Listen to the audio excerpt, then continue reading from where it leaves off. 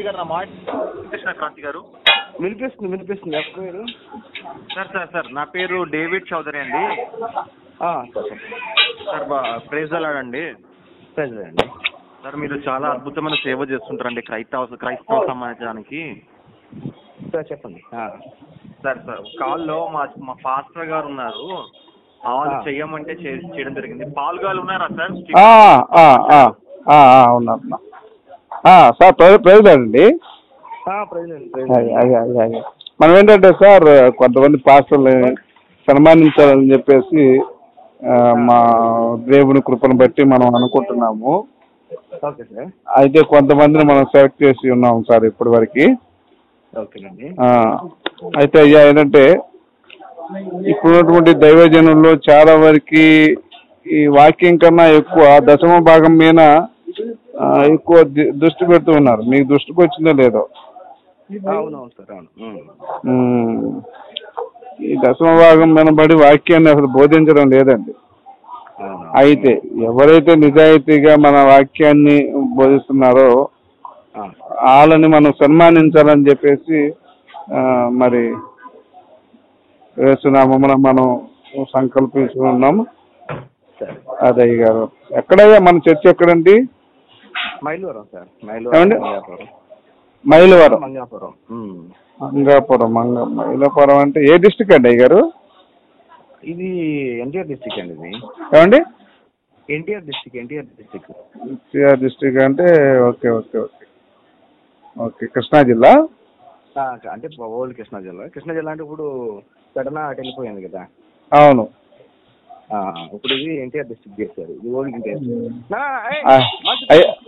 అయ్యా మీకు గవర్నమెంట్ తరఫు నుంచి అమౌంట్ వస్తున్నాయా? హలో అయ్యగారు, చెప్పండి ఫస్ట్. మనకి గవర్నమెంట్ తరఫు నుంచి అమౌంట్ వస్తున్నాయా? వస్తాయి ఫస్ట్. ఎంత వస్తున్నాయి? 5 సార్. 5,000.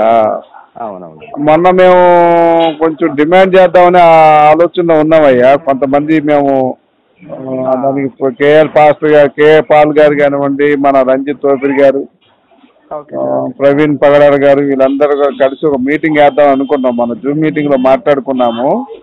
ఓకేనండి. మన పాస్టర్లందరికీ కూడా గౌరవ వేతనం 20,000 దాకా పెంచాలనే ఆలోచన అనేది అనుకుంటున్నాం. మనం ప్రార్థన కూడా చేసుకున్నాం. Okay okay. ఎందుకంటే 5,000 అంటే ఓకే, అది మన గౌరవ వేతనమే, కానీ గౌరవంగా ఉండాలి కదా. సో మన గౌరవ వేతనం అంటే కానీ సార్, ఇది గౌరవ వేతనం కాదు. ఇది మీరు ఒకళ్ళు అన్నారేమో కానీ, ఎందుకంటే ఇది ఒక సొసైటీకి ఇచ్చేటప్పుడు ఇది వ్యక్తిగతం కాదు కదా. ఇప్పుడు హిమాములకి ఇచ్చినట్లుగా, పూజారికి ఇచ్చినట్టుగా వ్యక్తిగతంగా ఇస్తే అది మన గౌరవ వేతనం ఏంటి కానీ, ఇది మన చర్చి సొసైటీకి ఇస్తున్నారు. సో దీన్ని మనం తర్వాత అకౌంటబిలిటీ చెప్పాలి. దీనికి గౌరవ వేతనం వాడుతున్నారు దీన్ని. ఇప్పుడు సొసైటీకి 5 members, 7 members, 9 members ఉంటారు. అవునయ్యా. ఇప్పుడు ఈ అథారిటీ మీద వాళ్ళు ఇస్తున్నారు, అంతేగాని పాస్టర్ గారి పేరు మీద ఇవ్వట్లే వాళ్ళు. అదేంటయ్య గారు, వ్యక్తిగతంగా ఇస్తారన్నారు కదా? అవును సార్. ఇప్పుడు వ్యక్తిగతంగా అంటే ఇప్పుడు పాస్టర్ గారు పాస్టర్ గారికి మేము వేస్తున్నాడు, అది వ్యక్తిగతం కదా సార్. అవును. ఇప్పుడు మన పేరు మీద రావట్లేదు ఇది. చర్చికి ఇస్తున్నారు అయితే? అవును, చర్చికి ఇచ్చేది ఇది. చర్చి మెయింటెనెన్స్ అయితే. అయ్యా ఇప్పుడు మరి చర్చికి ఇచ్చినప్పుడు మనకేంటి లాభం అయ్యా? ఇప్పుడు మాది నాంపల్లిలో ఇక్కడ ఉంది చర్చ్. నాంపల్లి చర్చికి వచ్చేటప్పుడు మాకు కేసీఆర్ గారు వ్యక్తిగతంగా ఇంతవరకు ఏమి అడగలేదు, కాకపోతే మనకి బిల్డింగ్స్ అవి ఇస్తా అన్నారు. అది ప్రతి గవర్నమెంట్ కూడా ఒక అంటే నామినల్ గా ఒక ఏదైనా ఒక సంస్థ లేకపోతే ఏదైనా ఒక ఆర్గనైజేషన్ అనేది ఉన్నప్పుడు ఆర్గనైజేషన్ కి ఫండ్ అనేది ప్రతి దాంట్లో రిలీజ్ చేస్తుంది. ఏ గవర్నమెంట్ ఆర్గనైజేషన్ అయినా లేకపోతే ప్రైవేట్ ఆర్గనైజేషన్ అయినా కానీ, సో ఏదైనా కానీ కంపల్సరీగా ఒక ఫండ్ అనేది రావాలంటే ఒక ఆర్గనైజేషన్ అనేది ఉంటేనే వస్తుంది. అవును. వ్యక్తిగతంగా ఇవ్వట్లా. అదే ఇప్పుడు మనం తీసుకుంటే ముస్లిమ్స్ కానీ, తర్వాత ఇప్పుడు మన ఇప్పుడున్నటువంటి పూజారులకు కానీ అది వ్యక్తిగత అకౌంట్. అది అంటే అయ్యా ఇప్పుడు వాళ్ళకి ఏంటంటే ఎండోమెంట్ యాక్ట్ ఒకటి ఉంది. వాళ్ళకి గవర్నమెంట్ ఏంటంటే వాళ్ళకి ఇవ్వడానికి ఒక వేరే కారణం ఉంది అయ్య గారు. ఇప్పుడు తిరుపతిలో డబ్బులు వస్తాయి కదా. ఇప్పుడు అది వాస్తవేనండి, అది ఆ, కాదు అంటే ఇప్పుడు గౌరవం అనే మాటకి నేను దీనికి నేను ఇప్పుడు వాళ్ళు ఇప్పుడు హైందువులకి ఏంటంటే అయ్య గారు మనం గమనించాల్సింది, ఇప్పుడు తిరుపతి నుంచి వాళ్ళకి ప్రతి సంవత్సరం 20 కోట్లు 30 కోట్లు గవర్నమెంట్ మన రాష్ట్ర డెవలప్ అవడానికి కొంత వెచ్చిస్తుంది. అయితే ఇంకోటి అంటే అయ్యగారు, ఇప్పుడు ఏదైతే గుడి ఉంటుందో అయ్యగారు, గుడి ఆదాయం తీసుకుని వాళ్ళకి ఇస్తారు అయ్యగారు. సార్ ఒక మాట, ఇప్పుడు యాక్చువల్ తీసుకుంటే ప్రతి ప్రాపర్టీ కూడా కంప్లీట్ గా ట్యాక్స్ అనేది కడుతుంది. ఈవెన్ గుడిసెలు కోరి గుడిసెలు ఉన్నటువంటి పేదలతో సహా ఈవెన్ వాడే సబ్బు మీద కూడా ట్యాక్స్ కడుతుంది గవర్నమెంట్ కి. అది ట్యాక్సిబుల్ గా ఉన్నటువంటి పర్సన్స్ అనే వాళ్ళు ఎవరైతే ఉన్నారో ఓన్లీ ఒక గుడి నుండే రావట్లా, ప్రతి రంగంలో కూడా గవర్నమెంట్ ట్యాక్స్ అనేది వెళ్తుంది. అది గవర్నమెంట్ ఏంటంటే గవర్నమెంట్ కంపల్సరీగా ఉన్నటువంటి నిధులు ఏవైతే ఉన్నాయో వాటిని అన్ని వర్గాల వారికి ఉపయోగించడానికి చేస్తుంది తప్ప, ఒక పూజారి గారి దగ్గర ఏదో వస్తుంది వాళ్ళ దాంట్లో వస్తుందంటే దాన్ని ఖర్చు పెట్టేవి కూడా అంతే ఉంటాయి. అవును. ఇప్పుడు దాని డెవలప్మెంట్ కానీ దానికి సంబంధించినటువంటి ఇప్పుడు బిల్డింగ్స్ కానీ, ఇప్పుడు మీరు చూడండి, ఇప్పుడు ఇక్కడ రామ మందిర్ కడుతున్నారు, ఇప్పుడు 155 కోట్ల అప్పులో ఉంది భారతదేశం. మరి ఈ టైంలో మరి అంత పెట్టుబడి పెట్టి అప్పులు తీసుకొచ్చి కడుతున్నారంటే వాస్తవం చెప్పాలంటే ప్రతి ఒక్కరు కూడా ఆలోచించాల్సిన విషయం అది. మరి అవునా, ఇప్పుడు వాస్తవంగా మనకి తీరని అన్యాయం జరుగుతుంది క్రైస్తవులకి ఈ విషయంలో. ఇది దీని మీద మన ఉద్యమం లేవలెత్తాలి అయ్యగారు. అయితే ఇంకోటి అయ్యగారు, మనం అనుకోవటం కానీ ఉద్యమం అనేది ఏది కూడా క్రైస్తవ పరంగా ఎవరు సపోర్ట్ చేయరు. అయితే అయ్యా ఇక్కడ మనం గమనించాల్సింది ఏంటంటే వాళ్ళు హైందవులు అంతా కూడా ఇచ్చారండి వాళ్ళకి 2000 కోట్లేమో హైందవులే తండా వేసుకుని ఇచ్చారు, గవర్నమెంట్ ఇవ్వచ్చు వాళ్ళకి.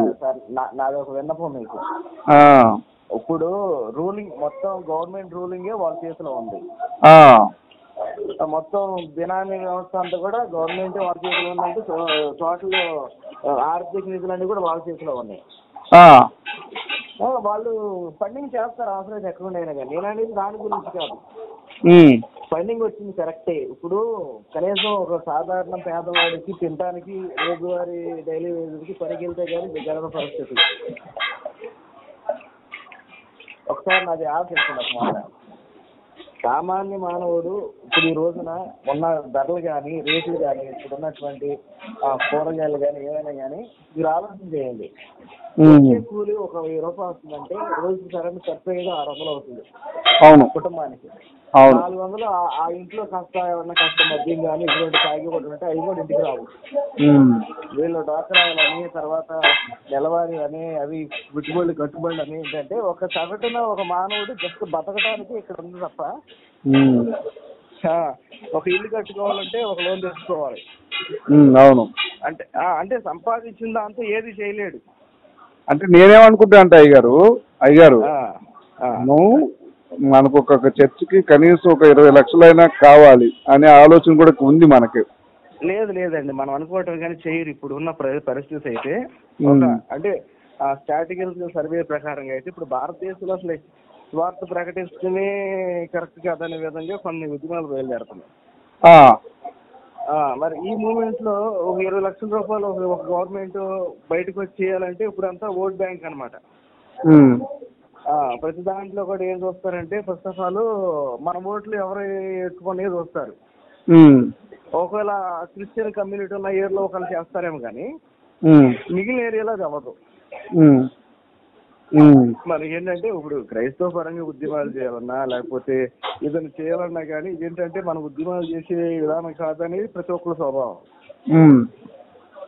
ఈవెన్ ఒక పాస్టర్ గారిని అడగండి, సార్ మరి ఇట్లా జరుగుతుందండి ఏం చేద్దామని అంటే కొంతమంది ఏమంటారు ప్రార్థన చేద్దాం అయ్యా దేవుడే చూసుకుంటారు. అసలు దేవుడు ఏం చూసుకుంటాడండి, మనం ఎందుకు ఇంకా దాన్ని దేవుడు ఏం చూసుకుంటాడు చెబుతున్నా మామూలుగా. అంటే ఇప్పుడు ఉన్నటువంటి క్రైస్తవ సమాజంలో ప్రెసెంట్ ఆంధ్రప్రదేశ్ లో కొంతమంది వీటిని ఆలోచన చేసి అరే మనం పోరాడాలి మనం కూడా వాయిస్ ఇవ్వాలని ఆలోచన చేసేది 100కి 10 మంది.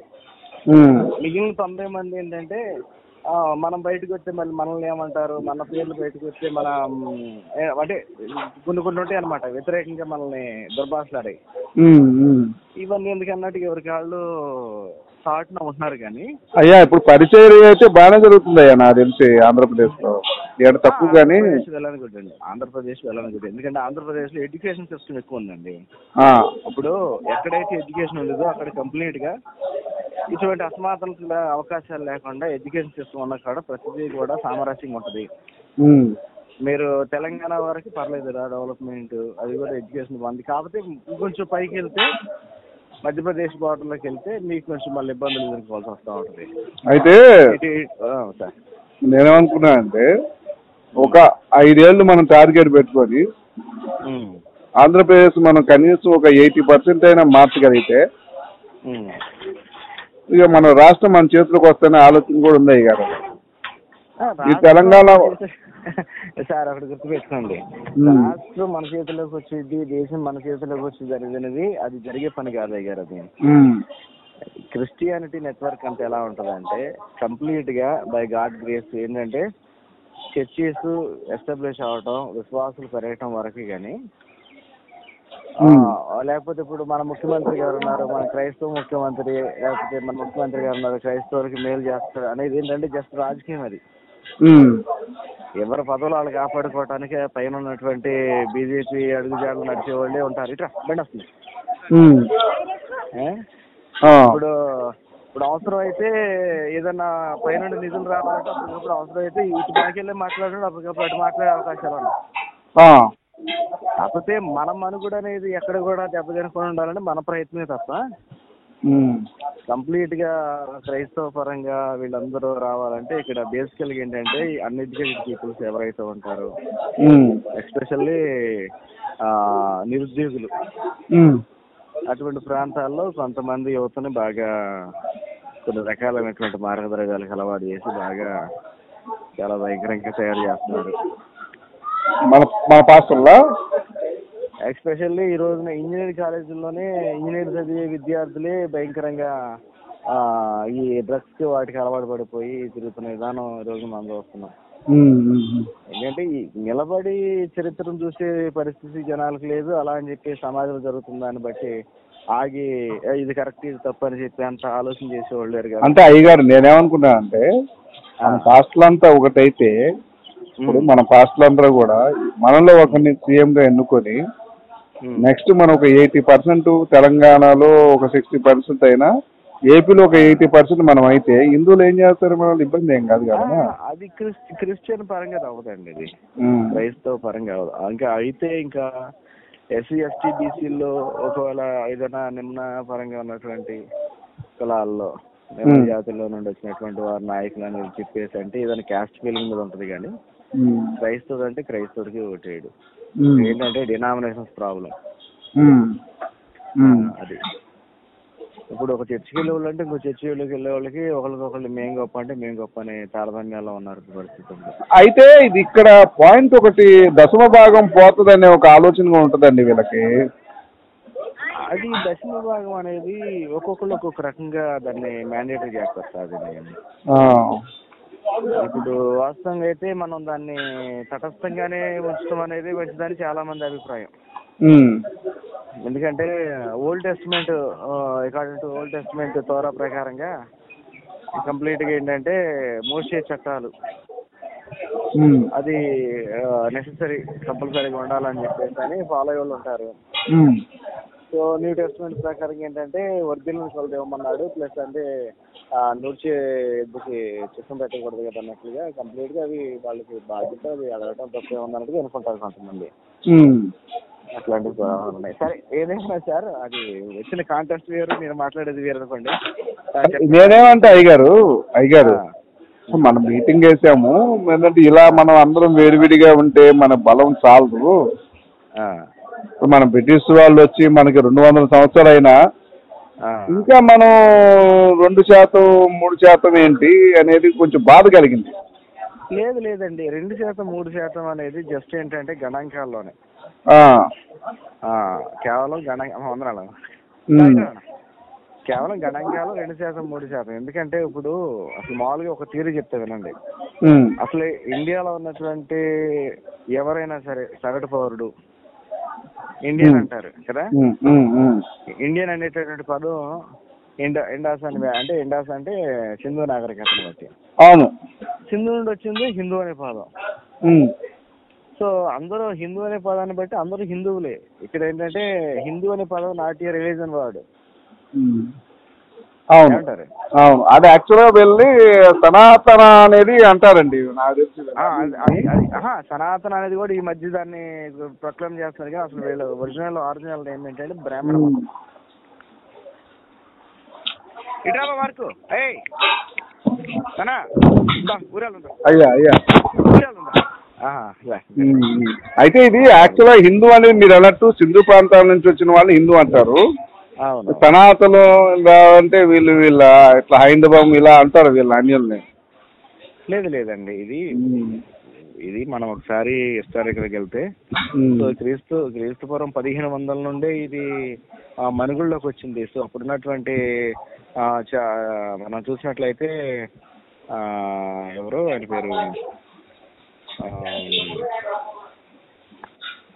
చాళుక్యులు వీళ్ళందరూ వచ్చే ముందు జస్ట్ అది ఆయన వచ్చేసి బృహద్వరుడు వీళ్ళ టైంలో వాళ్ళు ఏంటంటే కంప్లీట్ గా ఇప్పుడు సాచిస్కోపం ఉంది కదా. అవును, సాచిస్కోపం. సో అది బౌద్ధానికి అక్కడ ఉన్నటువంటి ఎవిడెన్స్ కూడా మనం చూస్తే ఫస్ట్ ఇక్కడ ఉన్నటువంటి విధానం ఏంటంటే బౌద్ధానికి ఎక్కువ ప్రాధాన్యత ఉంది. సో బౌద్ధాన్ని అణిచివేయడానికి వచ్చిందే ఇది సనాతనం. అంటే బౌద్ధం కన్నా ముందుంది కదండి. ఇప్పుడు వీళ్ళు యుగ యుగాలు అంటారు కదా, త్రేతాయుగం, సత్యయుగం, ద్వాపరయుగం, కలియుగం అని. వాళ్ళు యుగానికి అయ్యగారు వాళ్ళు యుగానికి కనీసం 10,000 సంవత్సరాలు వేసుకున్నా 4 యుగాలు 40,000 సంవత్సరాలు అయిపోయింది కదా. మీకు అక్కడ యుగం అనేది వాడారు కానీ అక్కడ వాళ్ళు వాడింది 5,000 సంవత్సరాల నుండి చెప్పింది వాళ్ళు. అంటే ఇక్కడ సైంటిఫికల్ గా ఉన్నటువంటి కొన్ని వాటిని వాళ్ళు అడాప్ట్ చేసుకొని సైన్స్ ప్రకారం కొన్ని లక్షల సంవత్సరాల క్రితం ఈ భూమి పుట్టిందంటానికి దాన్ని ఏదైతే చేశారో సో దానికి కూడా కార్బన్ డేటింగ్ లో వచ్చినటువంటి విధానం బట్టి చెప్తున్నారు కానీ సో నాటి ఆర్కియాలజికల్ ప్రూఫ్ అంటే ఆర్కియాలజికల్ ప్రూఫ్ లేదు. ఆర్కియాలజీలో కేవలం ఏంటంటే 5,000 సంవత్సరాలు ఉంటే దీనికి ప్రూఫ్ ఉంది. అది కూడా హరప్పా, మొహంజోదారో, తర్వాత మనం చూసినట్లయితే ఇది ఈజిప్ట్ నాగరికత, బబులోను, మెసోపోటామియా ఈ ప్లేస్ ను బట్టి 5,000 సంవత్సరాల హిస్టరీ వస్తుంది. ఎగ్జాక్ట్లీ బైబిల్ కూడా చెప్పింది కూడా అదే హిస్టరీ. కాకపోతే ఏంటంటే ఈ 1000 సంవత్సరాలు ఎట్లా వచ్చిందంటే కార్బన్ డేటింగ్ లో ఒక ఆదాం పుట్టాడు ఫస్ట్ డే పుట్టాడు. ఎంత ఉన్నాడు ఆదాము? బాలుడిగా పుట్టలేదు కదా దేవుడు చేసినప్పుడు. అవును. సో అది ఏంటంటే సైంటిఫికల్ గా ఏంటంటే ఒక 1 డే బేబీ అంటే యాక్చువల్గా ఏంటంటే 1 డే బేబీ అంటే చిన్న పాప, అరచేతిలో పట్టిన పాప. అవును, ఆదాం నుంచి పక్కటముల ద్వారా పుట్టినప్పుడు ఆమె చిన్న పాపే కదా అవ్వ. లేదండి, ఫస్ట్ దేవుడు కలగ చేసింది టోటల్ మ్యాన్. అంటే మనిషి ఎంత ఉన్నాడో మనిషి ఇప్పుడు ఎంత ఉందో. సో ఫస్ట్ ఆదాము 10 అడుగులు ఉన్నాడంటే అంతే పుట్టాడు, అంతే 10 అడుగులతో చేసాడు దేవుడు నాటి బేబీ. ఫస్ట్ డే కిడ్ అంటే మన సైంటిఫికల్ గా ఏంటంటే ఒక 2-3 kgs బేబీ. అంటే ఇంకోటి ఏంటంటే అయ్యారు మన ఆది కాలంలో మనం చూసినట్టయితే దేవుడు చెప్తాడు నరులను మన స్వరూపము నందున సృజింతుము అని కూడా ఆయన దేవుడు చెప్పాడు. అంటే మనమంటే ఎవరు అనేది కూడా ఒకసారి డౌట్ వస్తుంది. ఒకసారి మనం తన స్వరూపం నందు నరులను సృజించును అని ఒకసారి చెప్తే మన స్వరూపములందు నరులను సృజించమని ఒకసారి చెప్పారు. అంటే మీ డౌట్ ఏంటి ఇక్కడ బహువచనం? ఇప్పుడు ఒకసారి సింగులర్ వచ్చింది, దాని ఇంకొకసారి ప్లూరల్, బహువచనం, ఏకవచనం రెండు ప్రయోగించారు అనేది ఒక్కోసారి డౌట్. ఏం లేదండి, అక్కడ దేవుడు అంటే ఏంటంటే బాహుళ్యం కలిగినటువంటి పదం అది. దేవుడు అంటే ఎట్లా చెప్పొచ్చు అంటే ఒక మాటలు చెప్పాలంటే మన స్వరూపం మన పోలిక చూపున అంటే అక్కడ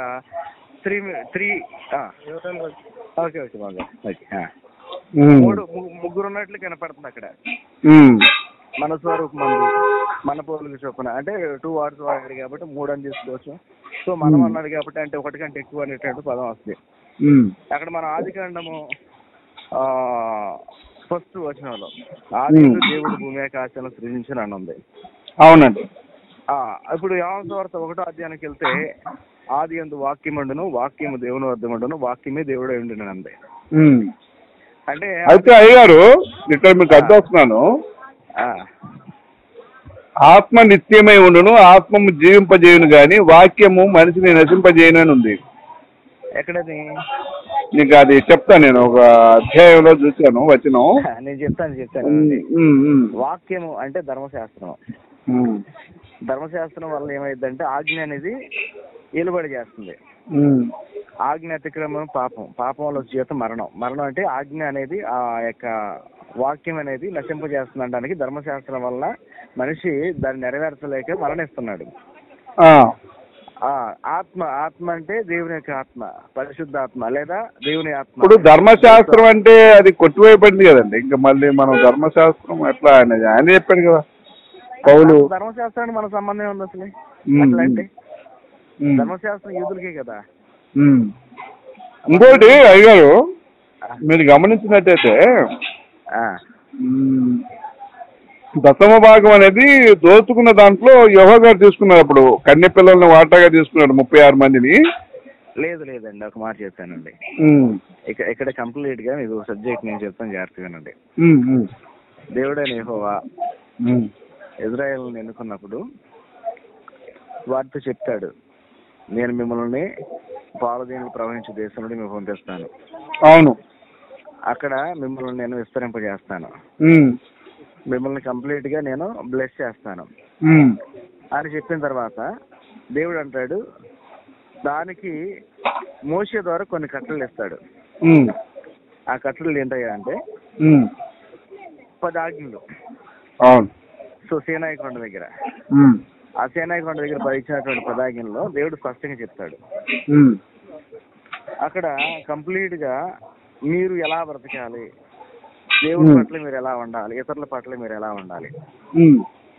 ఇప్పుడు దేవుని పట్ల కృతజ్ఞత కలిగి ఉండాలి, ఇతరులతో ప్రేమ సమాధానంతో కలిగి ఉండాలి, మీరు మంచి జీవితాన్ని జీవించాలి. ఒక మాట చెప్పాలంటే అంటే ఇలా మన దీంట్లో అర్థం చేసుకోవాల్సింది. అయితే ఇప్పుడు జీవించేటువంటి వ్యక్తి దేవుని పరిచర్య జరిగించాలి. దేవుని పరిచర్య జరిగించాలంటే దేవునికి మనిషి చేయగలిగింది ఏంటంటే అర్పణ అర్పించాలి.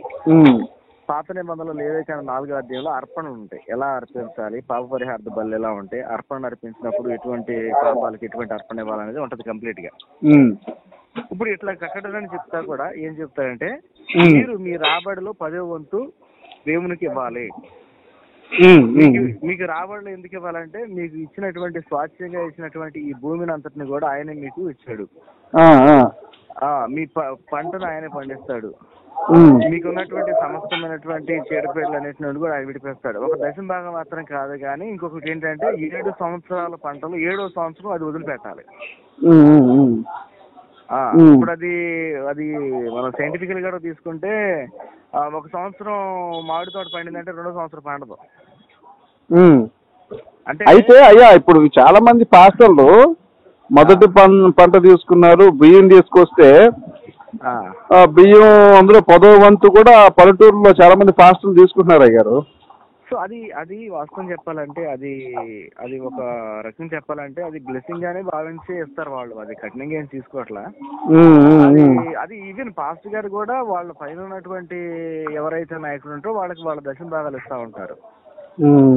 సో అది ఏంటంటే ఇప్పుడు ఉదాహరణకి మనం తిరుపతి గుడిలోకి వెళ్ళినప్పుడు మనం ఒక పూజారి కనుక ఒక యాగం చేయాలి, ఇంత కట్టాలనే అంత దౌర్భాగ్యం కాదు అది. అంటే పూజారులు ఎవరు కూడా అక్కడ గుళ్ళు ఎక్కడ కూడా నాకు ఇంతకుముందు మా తాతగారు హిందువే, ఆయన శివారాధన చేస్తే మేము మా బ్యాక్గ్రౌండ్ కూడా హిందూ, వాళ్ళు శివారాధన చేస్తే ఆయన ఒక తులసి దళమను ఒక చెంబుడు నీళ్లు పోసి వచ్చేవాడంట. అయితే ఒకటి తర్వాత మా నానమ్మ ఒకసారి ప్రయాసిస్ వస్తే ఒక పాస్టర్ వస్తే ఆయన ఏదో చెప్పారని చెప్పి అప్పుడు మేము మా నాన్నమ్మ ఎప్పుడు తీసుకుందంటాం. అయితే ఇక్కడ ఒక విషయాన్ని గమనించండి, ఒక మాట నేను చెప్తున్నాను ఇక్కడ. అంటే మీరు ఇది వినుంటారు, వినుకుపోంటారు, తెలియదు కానీ ఏంటంటే పాస్టర్ గారు దశమ భాగాన్ని గురించి చెప్పేది ప్రజలందరూ చెప్పడం. బాప్తిసం తీసుకొని క్రైస్తవులుగా మారినటువంటి వాళ్ళు మాత్రమే వాళ్ళ యొక్క అభివృద్ధి కొరకు, నమ్మినటువంటి వారి యొక్క అభివృద్ధి కొరకు వారు ఇచ్చేది కొలది వర్ధిల్లుతారు, మీరు దశమ భాగం ఇవ్వండి అని చెప్పేసి పాస్టర్ గారు విశ్వాసులకి వాళ్ళకి చెప్తారు. కానీ ఇప్పుడు మన హిందూ టెంపుల్లో ఉన్నట్టుగా వచ్చిన వాళ్ళందరికల్లా కూడా మీరు ఎంత మీరు కట్టాలి, ఎంత దర్శనానికి ఎంత అవుతుంది, లేకపోతే ఇప్పుడు మీ ఇంట్లో యాగం చేయాలంటే ఎంత పూజా సామాన్లు అవుతాయి, ఎంత మీరు తగ్గుకోండి పెట్టాలని అంత దౌర్భాగ్యం కాదంటున్నా నేను. అంటే ఓకే అండి, ఇప్పుడు వాళ్ళు యాగం చేసుకుంటే లేకపోతే లేదు, దర్శనానికి కూడా డబ్బులు పెట్టడం కూడా వాస్తవంగా అది కూడా తప్పే అనుకుంటా. అయితే నేనేమంటానంటే ఒక్కోసారి అనిపిస్తుంది వాళ్ళు సంపాదనలో మన పాస్టర్లు తీసుకున్నారు, మరి వాళ్ళు ఒకవేళ యేసు నమ్ముకున్న తర్వాత వాళ్ళు నష్టపోతే వాళ్ళకి ఏదైనా ఇల్లు తగలబడింది అనుకుందాం, ఇల్లు తగలబడి మొత్తం నష్టపోయారు, ఒక 2 కోట్లు నష్టపోయారు అనుకుందామండి, అప్పుడు ఈ పాస్టర్లు ఇస్తారా? కంపల్సరీగా అండి. అంటే మీరు ఒక విషయం గుర్తుపెట్టుకోండి, church is not a girls hostel. ఇలా ముందుకెళ్ళి రైట్ సైడ్ తీసుకోండి, రైట్ తీసుకొని లెఫ్ట్కి వెళ్ళాలి, నెక్స్ట్ రౌండ్. మాట వినండి, Christian organization is only not a devotional organization, is a social activity. క్రైస్తవ ఆర్గనైజేషన్ ఏదైనా తీసుకోండి, ఫస్ట్ ఆఫ్ ఆల్ ఇండియాలో క్రిస్టియన్ ఆర్గనైజేషన్ స్టార్ట్ అయింది ఫస్ట్ స్కూల్స్ ద్వారా స్టార్ట్ అయింది, హాస్పిటల్స్, నెక్స్ట్ హాస్పిటల్స్, ఆ తర్వాత స్వచ్ఛంద కార్యక్రమాలు అనాథ పిల్లలకు, తర్వాత కొంతమంది. అంటే అప్పుడు మీరు చెప్పిన దాన్ని బట్టి అక్కడ అప్పుడు ఫండ్స్ వచ్చాయండి, మా నాన్నగారికి కూడా అప్పుడు ఫండ్స్ వచ్చాయి. లేదు, ఒక మాట ఏనండి, ఫండింగ్ అని ప్రతి దాంట్లో ఫండింగ్ తో నడుస్తుంది. ఇప్పుడు విదేశాల నుండి వస్తేనే ఫండింగ్, మన వాళ్ళు ఇస్తే ఫండింగ్ కాదంటానికి లేదు, అది ఎక్కడ నుండి వచ్చినా కానీ ఫండింగ్. నిజమే, ఇప్పుడు పాస్టర్లు ఎవరు కూడా సొంత డబ్బు పెట్టరు కదా, మీరు గమనించినట్టయితే. ఎందుకు పెట్టరు? నేను చూసినట్టు ఎవరు పెట్టరా. ఒకవేళ పెట్టినోడు పెట్టినట్టే ఉంటాడు. ఇక్కడ మేము నమ్మినటువంటి బ్లెస్సింగ్, మేము నమ్మిన సిద్ధాంతం ఏంటంటే ఇప్పటికి కూడా మేము సమ్మర్ లో అంటే మా మినిస్ట్రీ చిన్నమైనప్పుడు కూడా సమ్మర్ లో సెలవేంద్రాలు పెట్టడం కానీ, తర్వాత బోర్వెల్స్ వేయటం కానీ, తర్వాత కొంతమందికి స్ట్రీట్ రోడ్డు పక్కన వాళ్ళకి భోజనాలు ఇవ్వటం కానీ, అంటే మా ఉన్న చిన్న దాంట్లోనే మేము ఏం చేస్తాం అంటే వచ్చిన దాంట్లోనే ఈ కార్యక్రమాలు చేస్తాం. ఓకే, అది ఓకే. ఇది మొన్న నేను మర్చిపోయిందా అంటే ఇప్పుడు నేను అలా చెప్పిందా అని మీరు ఒకటి ప్రశ్న చెప్పారు, ఏదంటే నష్టపోతే ఇప్పుడు మనం నష్టపోయాడండి, అతను ₹1,00,00,000 పోయినాయి, ఈ పాస్ట్ ఇవ్వడు కదా, దానికి సంబంధం ఏముండదు. కోటి రూపాయలు ఎవరు ఇవ్వరండి ఇప్పుడు కాదండి. ఇప్పుడు ₹1,00,00,000 సార్ ₹1,00,00,000 సంపాదిస్తే దశమ భాగం 10 లక్షలు తీసుకుంటాడు కదా, అదే ₹1,00,00,000 సార్, అదే ₹1,00,00,000 అతను నష్టపోతే పాస్టర్ ద్వారా ఎంత వస్తాయి అతనికి నష్టపరిహారం? ఒక మాట చెప్తాను, నా మాట వినండి. ఇక్కడ దశమ భాగం అనేది ఇచ్చే వ్యక్తి ఎవరైతే ఉంటారో, తీసుకున్న పాస్టర్ ఎవరు ఉంటారో వాళ్ళకి అది వాళ్ళకి సంబంధించింది. ఎందుకంటే అంత ₹1,00,00,000 దశమ భాగం ఇచ్చేవాళ్ళు నేను ఎక్కడ చూడలేదు. 10 లక్షలు సార్ అనేది, ఇప్పుడు ₹1,00,00,000 దశమ భాగంలో ₹1,00,00,000 10 లక్షలు దశమ భాగం కదండి. అసలు చర్చి కమ్యూనిటీలోనే మీరు చెప్పింది అనేది అసంభవమైన మాట. ఎందుకంటే 10 లక్షలు కాదు కదా, 10,000 దశమ భాగం వస్తుంది ఇవ్వాలంటేనే చాలా మంది చాలా ఆలోచన చేసి చేస్తారు. అంత ఆర్గనైజేషన్ అంత ఇచ్చే దశమ భాగాలు ఇచ్చేదంటే ఎందుకు సార్? ఎవరో పెద్ద పాస్టర్లు ఒకళ్ళు ఎదురు. ఎందుకు మీరు నా కలవల సతీష్ నా ఫ్రెండే, ఆయన దగ్గర 10 లక్షలు ఇచ్చేవాళ్ళు కనీసం 50 మంది ఉన్నారు, అంటే నాకు తెలిసిన వాళ్ళు. వాళ్ళని తీసేయండి, ఇప్పుడు కల్వర సతీష్ నాకు తెలిసిన వాళ్ళు 50 మంది ఉన్నారు, 10 లక్షలు ఇస్తున్నారు ఆయనకి. సార్ వినండి సార్, కల్వర సతీష్ గాని, బెల్లంపల్లి ప్రవీణ్ కుమార్ గాని, ఎక్కడ ఉన్న వీళ్ళది అసలు నన్ను అడిగితే కంప్లీట్ గా వాళ్ళ మినిస్ట్రీ అనేది అది వేరండి. ఇప్పుడు ఉన్నటువంటి వాళ్ళని స్వార్థ చేయడానికి వీధుల్లోకి రమ్మని వస్తారా? ఒక సంఘస్థుల దగ్గరికి వెళ్ళి బాగాలేదంటే వాళ్ళ దగ్గరికి వెళ్ళి ప్రార్థన చేయడానికి వాళ్ళు వస్తారా? వాళ్ళందరూ పెద్దోళ్ళు, వాళ్ళకి ఇచ్చేవాళ్ళు. అదే మనం దాని గురించి మనం చర్చించుకోవడం నేను ఏమన్నా సార్, ఇప్పుడు కలవర సతీష్ గారినే తీసుకుందాం. కలవర సతీష్ కి 10 లక్షలు ఇచ్చే వ్యక్తి అతను ఫ్యాక్టరీకి తగలబడితే అతను 10 కోట్లు పోయి అనుకోండి, ఆ 10 కోట్లలో దశమ భాగం ఎన్నాళ్ళు ఇచ్చావు కదా, నీకు 10 కోట్లు నష్టం వచ్చినాయి కాబట్టి ఇదిగో ₹1,00,00,000 తీసుకొని కలవ సతీష్ గారు ఇస్తారా అని మామూలుగా తెలియదండి. ఇప్పుడు మనకు తెలియకుండా దాని గురించి మనం కాదు సార్. ఇప్పుడు లాభంలో సార్ నేను చెప్పేదండి, లాభంలో నువ్వు డబ్బులు తీసుకున్నప్పుడు నష్టంలో కూడా డబ్బు ఇవ్వాలి కదా. ఇప్పుడు అన్యులు ఉన్నారు సార్, ఇది హైందవులు ఉన్నారు, అది ఎక్కడ కూడా రాయబడి ఉండదు నువ్వు ఎంత అంతే అని. అయ్యా నేను ఇస్తానని ఆడు మొక్కుంటాడు. ఒక్కోడు ఏం చేస్తాడంటే అయ్యా నా దగ్గర ఉంది తులసి దళం అని చెప్పి సమర్పించి వెళ్ళిపోతాడు. అయ్యా నా దగ్గర ఉంది చెమ్ముడు నీళ్ళు అని చెప్పి ఆడి లింగాహారం మీద పోసి వెళ్ళిపోతాడు. ఇంకా అక్కడ బిజినెస్ ఉండదు, లాభ నష్టాలు బిజినెస్ అనేది లేదు, అక్కడ భక్తి మాత్రమే ఉంటుంది. ఇక్కడ మన క్రైస్తవులకు వచ్చేసరికి బిజినెస్ అనేది స్టార్ట్ అయిందనేది నా ఒక్కోసారి బాధ అనిపిస్తుంది. ప్రార్థన కూడా చేస్తుంటారు, అయ్యా ఇది ఏంటి అని. లేదండి, అసలు బిజినెస్ అనేది మీకు ఇంకా తెలియలా. నేను చెప్తానండి, వివరిస్తాను, నేను చెప్తానండి. అయ్యా ఇప్పుడు సో కాల్డ్ పాస్టర్స్ ఎవరైతే ఉన్నారో మీరు చెప్పినాడు, వాళ్ళు చేసే బిజినెస్, ఒకవేళ వాళ్ళు ఇక్కడ బిజినెస్ చేస్తే వాళ్ళు ఎక్కడే దాన్ని, ఇప్పుడు నా ఉద్దేశం ఎట్లా ఉంటుంది అంటే, ఒకవేళ నేను ఏదైనా ఒక వ్యక్తి దగ్గర ఏదైనా తీసుకున్నాను అనుకోండి, నేను వెళ్తే దాన్ని నేను తీసుకుని వెళ్ళను. నా ప్రాణం ఎప్పుడు పోద్దో, నా యొక్క ఆయుష్ ఎంతకాలం ఉంటుందో తెలియదు. కానీ క్రిస్టియానిటీ నేర్పించింది ఏంటంటే లవ్ అండ్ ఫెయిత్, ప్రేమ విశ్వాసం మీద మనం ముందుకు వెళ్తున్నాం. ఇక్కడ మనం చేయగలిగినటువంటి సహాయం విధానం ఇక్కడ ఒక్కటి సార్, ఇక్కడ ఫెయిత్ విశ్వాసంతో పాటు బిజినెస్ కూడా నడుస్తుంది. అయ్య గారు మీకు అర్థం కావట్లేదు. నేను చెప్తాను, ఇప్పుడు నేను ఒకటే క్వశ్చన్ అడుగుతాను సార్, ఒక క్వశ్చన్ అడుగుతా చూడండి. విదేశాల నుంచి ఫండ్స్ రాకుండా, విశ్వాసం నుండి దశమ భాగం తీసుకోకుండా చర్చలు నడుస్తాయా? Definite sir. ఎట్లా నడిపిస్తారా? విశ్వాసం దగ్గర దశమ భాగం తీసుకోకుండా, విదేశం నుంచి ఫండ్స్ రాకుండా ఏ చర్చి కట్టారో ఒకసారి చెప్పండి, నేను విజిట్ చేస్తాను. నేను చెప్తానండి. ఇప్పుడు నేనున్నాను, ఎవరి సంగతి నాకు వద్దు. ఇప్పుడు నేనున్నాను, నేను మల్టీమీడియా గ్రాఫిక్ డిజైనర్. నాకు దాదాపు నెలకు 30,000 దాకా వస్తాయి. అదేనండి, నాకు నెలకు 30,000 దాకా వస్తాయి. మీరు దశమ భాగం తీసుకోలేదా? మీరు తీసుకోలేదా? నేను ఎవరి దగ్గర ఇప్పుడు వరకు దశమ భాగం ప్రామిస్ చేయండి. యేసు వారి మన ఏసై మీరు ప్రామిస్ చేసి చెప్పండి, నేను దశమ భాగం ఇంక చెప్తున్నా కదా, వినండి. మరిగా మీరు అబద్ధం మాట్లాడినట్టే కదా సార్. నేనేమంటా అంటే మనం పాస్టర్లు స్పష్టంగా చెప్పాలి. ఇప్పుడు నేను అబద్ధం ఆడను. నేను దశమ భాగం తీసుకున్నా. నేను వాస్తవం నాకు సంవత్సరానికి 10 లక్షలు వస్తాయి. నేను అబద్ధం ఆడను. ఏమండి, ఇప్పుడు నేను చెప్పి మాట పూర్తిగా తొందర పడుతుంది. కానీ ఇప్పుడు అసలు ఇప్పుడు నా మాట పూర్తి చేయని ముందు మీరు చెప్పండి. నేను ప్రారంభించింది దాదాపు 2 సంవత్సరాల క్రితం పరిచర్య. 2 సంవత్సరాల పరిచర్యలు నా దగ్గరికి వచ్చేటటువంటి విశ్వాసులందరూ కూడా జస్ట్ ఇప్పుడు నూతనంగా ఉన్నవాళ్లే కానీ, జస్ట్ బాప్తిస్మం తీసుకుని ఉన్నవాళ్లే కానీ, వాళ్ళని ఎవరిని కూడా ఇప్పటి వరకు మీరు వచ్చి మా సంఘాలు మీరు ఒకసారి అడగండి. మేము పరిచయం నేను అడగటం కాదండి, మీరు తీసుకున్నాడే మిమ్మల్ని అడుగుతాను. మీరు ప్రామిస్ చేయాలంటే నా సంఘం అట్లా కాదండి. ఇప్పుడు నేను ఏమంటాను కాదండి, మీరు వచ్చి అంటే నేను ప్రామిస్ అని మేము ప్రామిస్ చేయండి. ఎందుకంటే దేవునితో ఒక నిబంధన ప్రామిస్ చేయండి. కాకపోతే ఏంటంటే ప్రామిస్ చేయట్లేదు అని చెప్పేసి అనే విధానంగా నువ్వు అనుకోకుండా లేదు. ఇప్పుడు ఉన్నది సార్, మనం అన్నిలాగా అబద్ధం అయ్యా. నాకు ఒక చర్చిలో 420 మంది ఉన్నారు, ఇంకో చర్చిలో 600 మంది ఉన్నారు, ఇంకో చర్చిలో ఇప్పుడు 950 మంది అయ్యారు. ఇప్పుడు నాకేంటంటే నేను నిక్కచ్చిగా ఉంటా. ఏదైనా మాట అంటే మాటే, అబద్ధం మాట్లాడు నేను.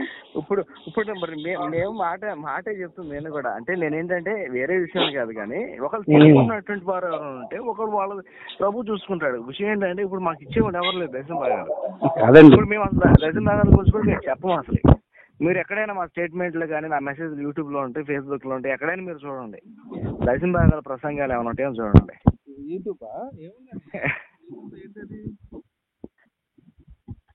హలో, యూట్యూబ్ ఏంటది? నిన్న ఒక బ్రదర్ కాల్ చేశాడు, బ్రదర్ చాట్ చేశాడు. తను మా నెంబర్ క్యాచ్ చేశాడు.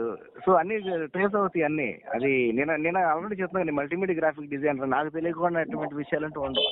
సరే అయ్యారు నేను ఒకటి ఇప్పుడు మనం చర్చ నుంచి తప్పుకున్నాం. మనం ఇప్పుడు జ్ఞానఫలం తింటే మన ఆదాము గారిని మన యెహోవా గారు శపిస్తాడు. అది మీకు తెలుసా? యెహోవా దేవుడు జ్ఞానఫలం తింటారు కదా, ఆదాము తిన్నప్పుడు శపిస్తాడు ఆయన. జ్ఞానఫలం తింటారు కదండి. ఇప్పుడు ఆదాము బట్టలు లేకుండా గడుపుతారు వాళ్ళు.